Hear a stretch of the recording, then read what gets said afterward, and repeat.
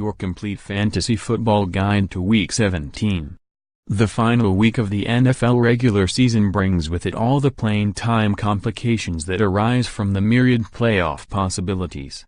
Teams with nothing to play for are likely to limit the snaps for their best players, if not just sit them for the entire game. That makes it extremely difficult for fantasy owners to set their optimal lineup. One more reason not to have your fantasy championship game in Week 17.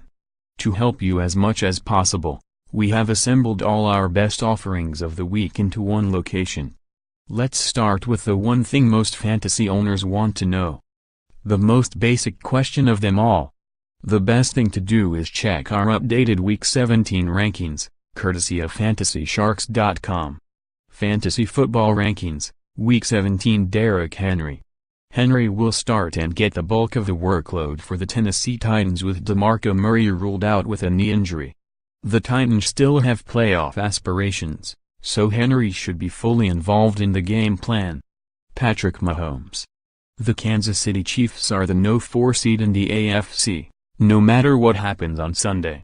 So quarterback Alex Smith will take a seat in favor of Mahomes, the 10th overall pick in this year's draft.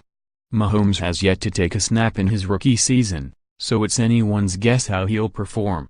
DeAndre Hopkins. A calf injury will keep Hopkins from playing for the first time in his 5-year NFL career. It's a horrible blow to fantasy owners Hopkins carried to the brink of a championship. He's only the number 2 fantasy WR this season. Will Fuller and Braxton Miller get a slight bump in value. Evan Engram. One of the best seasons by a rookie tight end in NFL history, 64 receptions, 722 yards, 6 TD. Comes to an early end because of a rib injury. Jordy Nelson. A shoulder injury suffered last week will end a hugely disappointing season for Nelson. He had 6 touchdowns in his first 5 games, and then Aaron Rodgers went down with a broken collarbone. Nelson never had another TD or more than 60 receiving yards in a game after that. Davante Adams is out as well, so Randall Cobb becomes the Packers' number 1 receiver. Ben Roethlisberger, Le'Veon Bell and company. The Steelers haven't confirmed anything yet, but it's looking more like they'll rest their top skill players on Sunday versus Cleveland. Pittsburgh could still get the AFC's number 1 overall seed, but the New England Patriots would have to lose. Julio Jones. Ankle and thumb injuries have kept Jones from practicing fully this week, but the Atlanta Falcons need a win to get into the playoffs. Expect him to be good to go versus the Carolina Panthers. Melvin Gordon. The San Diego Chargers running back was last seen in a walking boot after last Sunday's game. However, he did make it onto the practice field on Thursday and has a shot to play in a nice matchup against the Oakland Raiders. Brandon Oliver would be in line for more touches if Gordon isn't 100%.